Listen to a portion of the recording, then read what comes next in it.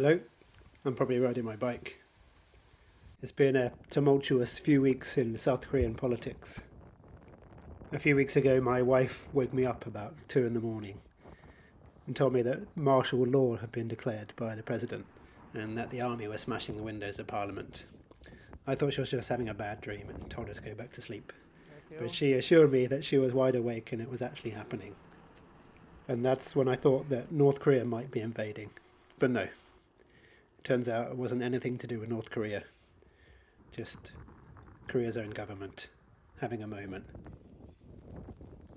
And I went back to sleep. And when I woke up, the chaos was mostly already over. The martial law attempt had been blocked and stopped in its tracks by protesters hitting the streets and opposition lawmakers rushing to Parliament to emergency vote to block martial law. It turns out that South Koreans aren't that keen on a return to 1980s-style military dictatorship. The martial law declaration was supposedly to maintain order, but the public weren't buying that. After a couple of attempts, the president finally got impeached. But I think it's a long road ahead for any kind of stability.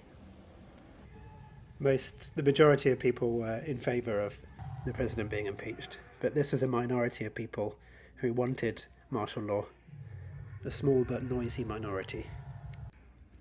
A lot of my friends and Korean people I know are quite embarrassed of what the outside world thinks of this. But I know their feeling because I'm from the UK and we have enough of our own problems anyway, and embarrassing moments in the recent history. Sometimes the world seems pretty hopeless and extremely divided. And it's important to stay informed and keep up to date, not to bury your head in the sand. But you can't get stressed about it. You can focus on the things that you can control. And I can control going on a bike ride and going for a delicious coffee. So let's go and do that. The world keeps turning and Korea's still an extremely safe country. It's just a bit annoying about the exchange rate plummeting.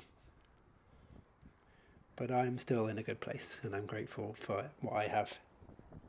As with most coffee rides, I'm on the Han River bike path, the highway to coffee, with all sorts of bikes, unicycles, and planting trees.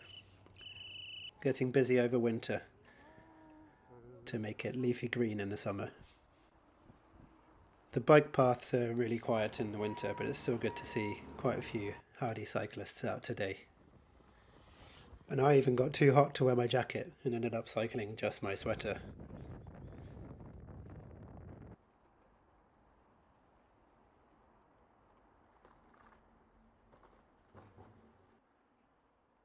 Coming off the bike path near Sangsu, near Hongdae University, to go to a fairly recently opened cafe, which a lot of you might have heard of, especially if you've been to Norway, Oslo, or Tokyo. Couple of hints there. Can you guess what cafe has just opened in Seoul?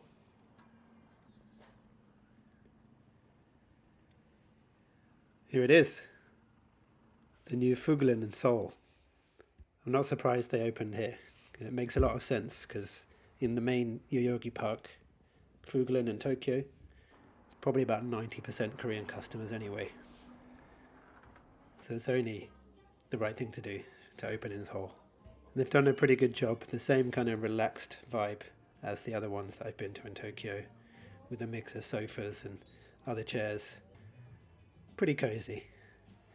It's open at 8 in the morning as well, so extra points from me. And it's even becomes a cocktail bar later at night.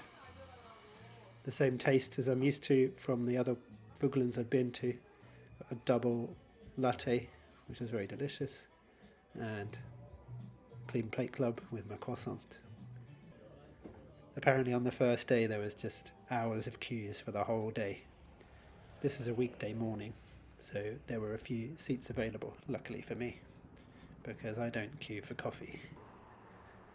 Past the nightclubs of Hongdae, stocking up on their booze for the next night. And it's time to get some food. I just started riding without any idea of where I wanted to go, just following my legs. Today was one of those perambulating rides again, with no real plan. But as I was going through Hongdae, I decided on the restaurant that I was going to try. Have you seen before? I've got fancy taste in cafes and more rustic taste in restaurants. So let's head over to a taxi driver special. Some of the best food in Korea is for drivers, truck drivers, taxi drivers. It's just fairly cheap, good quality, quick service, good food. They're called Gisashikdan, driver restaurant. But anyone can go to them, even bike riders.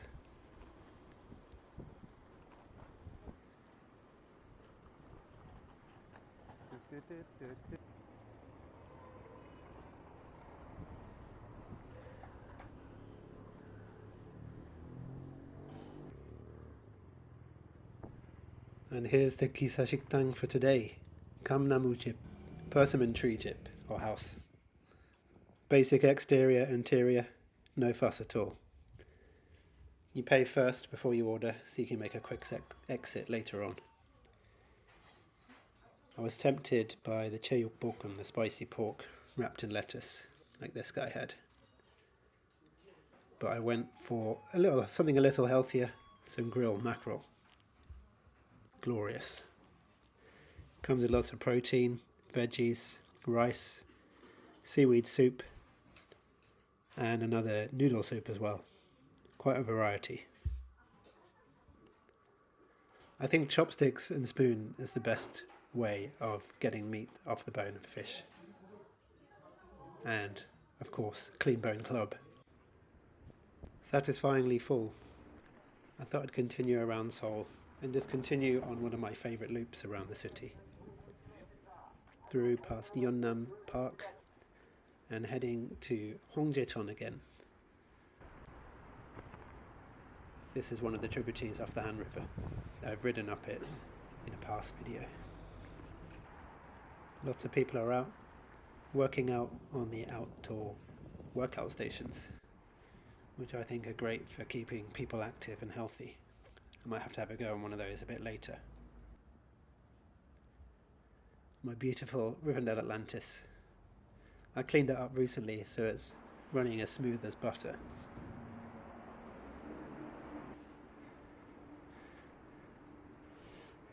And past the becoming famous Hongjaecheon waterfall. It's a man-made waterfall, but it's quite a nice feature.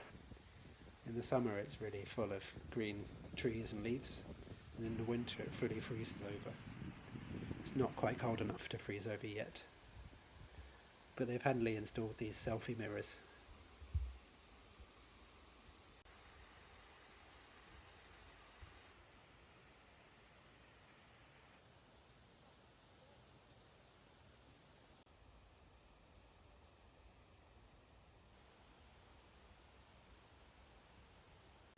I really should make some maps to share, because this loop around Seoul is really nice, and mostly on the bike paths for people who are maybe less confident riding on the road with cars.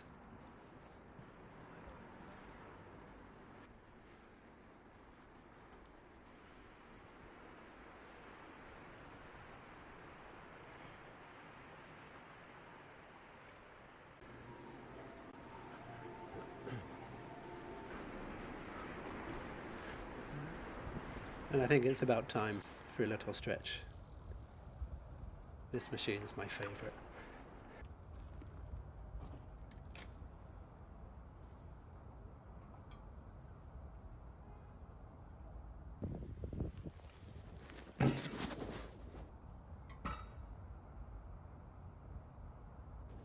A rush of blood to the head. It's quite nice to see the world from another perspective briefly.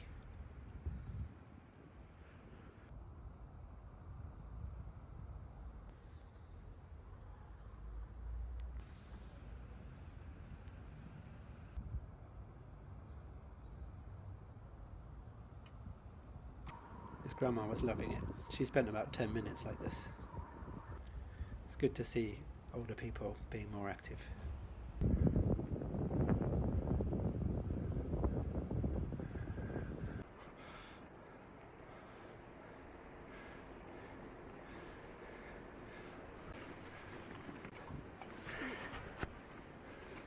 This part of Seoul in the northwest doesn't even feel like Seoul anymore. A lot smaller houses surrounded by mountains and the highway. Quite a chilled vibe out here, and its own little market to buy some dried fish and other delicious things.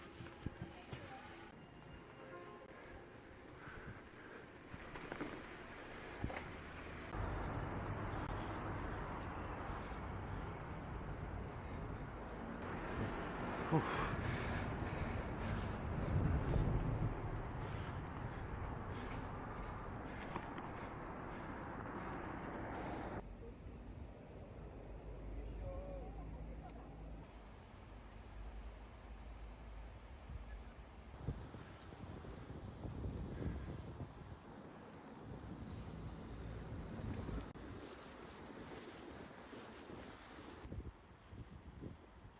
There are a lot of hidden spots around Seoul, which are so much easier to get to by bike.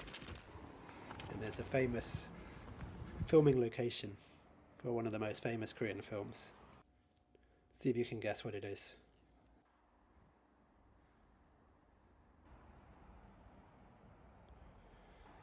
The Stairs from Parasite, or Kisengchung. It's a pretty good film. I think it deserved its awards. If you haven't watched it, I'd recommend to. It's quite an interesting insight into some parts of Korea and the huge wealth divide and disparities. Up in this area of Puamdong, I can never resist Scoff, British style bakery. And as it's Christmas, I've got to pick up some British style mince pies. They didn't have mince meat in them. It's like a spiced dried fruit in a delicious pastry. Glorious. A taste of home. Had one for me now and a bag to take home for me and my wife. Nice familiar flavour. A nice reward after the climb up. And there's another reward about to happen with a fun descent down back into the city. Here we go.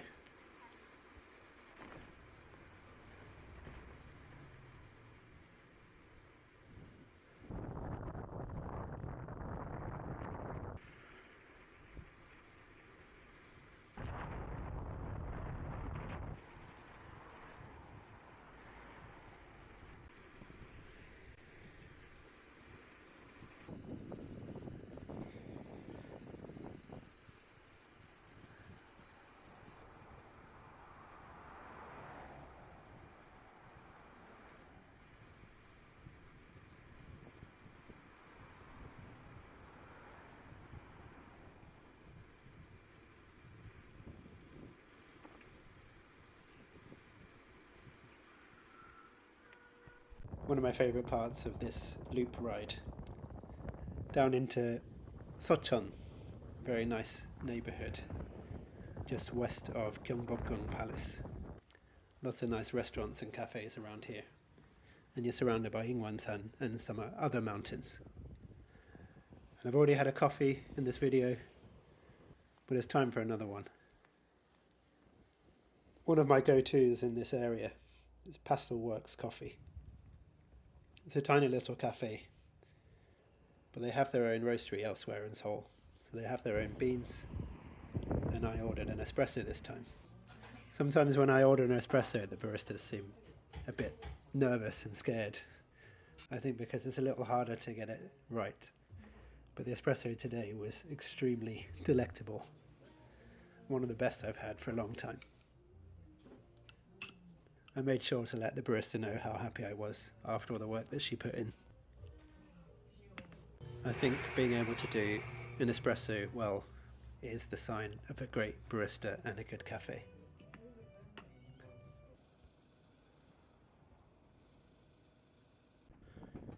And when you're going about daily riding and life like this, it's easy to forget the chaos that's happening around in this own country and much worse happening elsewhere. So we just got to take stock of what we have ourselves and how lucky a lot of us are. But I realise how delicate that is and how quickly it could change. I hope that the political situation calms down here, not just for me, but for everyone here. A lot of countries, my own included, seems to be run by politicians who care more about their own power and success than that of their own citizens who they're meant to be helping out. It's pretty sad.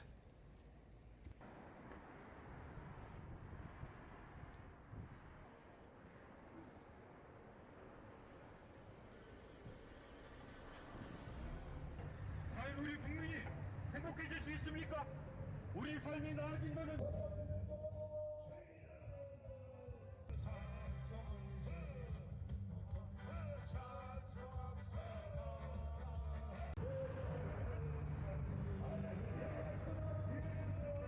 I quite enjoy riding through this part of the city, even though it's quite chaotic. But it's a prime example of bike infrastructure that's not really designed for bikes. It's more designed to get the bikes off the road so the cars can drive faster. It's a meandering bike lane that often has cars parked in it, buses offloading onto them, rubbish in them, people walking, cycling the wrong way. So the thought was there, but the execution not quite. I guess beggars can't be choosers. But if you look how much space is given to cars, I think a bit more could be given to bikes. Recently my friends restarted Critical Mass in Seoul. I wasn't able to go this month, but I think they're holding it on the third Sunday of every month from now. So I should be joining the January event. I'll post it on my social media. So if you're in Seoul, it'd be great to have you join, to make this city and the world better for cyclists and people to get around and be mobile without a car. You can probably see from this video that Seoul isn't the friendliest biking place. The winters are very cold and it's extremely hilly. But I think if you build the infrastructure, people will use it.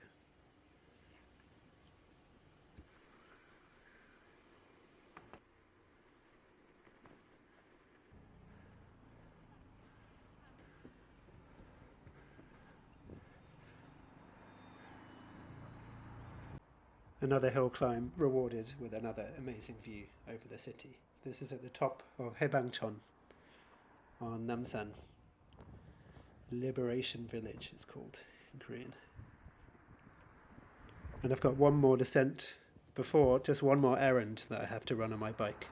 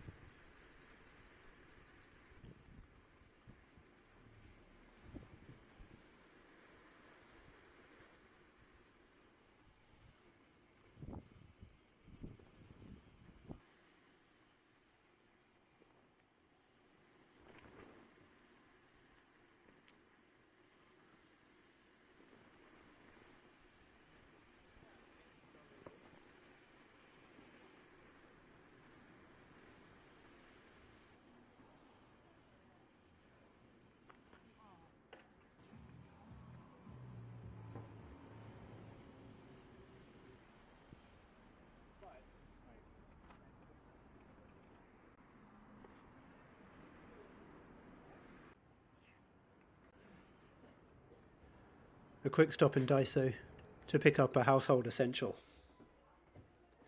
The cheapest place in Korea to buy your toilet paper. You remember in COVID when everyone was stacking up on panic buying toilet paper? Crazy times.